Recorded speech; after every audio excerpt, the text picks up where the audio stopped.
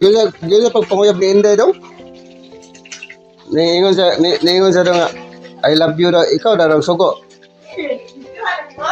Oh, wala dahil mo gisugo dahil nga, I love you. Niingon sa man sa pag-ingon. Ha? Niingon siya nga, I love you. Niingon siya rito nga, I love you. Dapat ni-reply ka ito. Bata pa man ta. Uy. Uy, buot. Pangayo, anday ka. Pila po yung yatan. Dahil pagkurot sa singko, ngayon na po dyan sa kuha, na pong itagaan. Sila ko eh.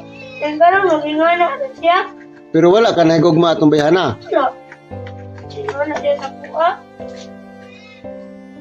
Siguro mga ayaw, dahil Oh, wala.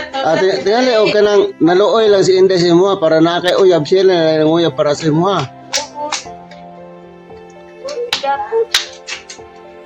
Bukan mo po ba? Oh, wapa mo ba to? Uy, Wadi ka kaangay ato. Ha? dita to. Maldita dito. Dito to pag-inuway sa kuha, dali. Unsa man sa pagsaway. Nga kagwapo nimo. Ang nadong wapo na pururol. Nada yun. Ruangan Inday no. Hama si Inday ron. Sa kwarto? Dawad tuon nun ako. Day, giyon sa pod nimo pagpanguyab imong kuya, day. Di tong atong bayhana. Ningan sa pod ang babae, day. Nintando siya. Ah, grabe na rin kay pag-asa ato dong. Diyan dia. Siguro ka mga yung tao lalang ay pulukot ko.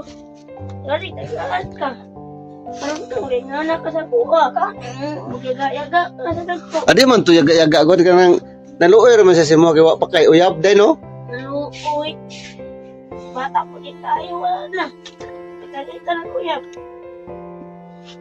Pero okay ra sa imo og kanang dako na ka. Ha? Kalagot na nga na no. Ano mo bintagi nang dili ta babae dong kay disud kay magkatag atong anak sa Pilipinas dong. No? Ay, may pud ka diskarte po kay bobalibad ka og nay kuan. No? Naulaw ang manghod. Guys, mo ni ang kuan guys oh. Yang gipanguyaban ang magulang niya guys kay dili man kabalo manguyab yang magulang. Siya na nanguyab para sa yang magulang. Pero problema lang kay nasuko ang magulang kay bata pa daw siya. Oh, nara guys oh. Iring nagdulaan guys.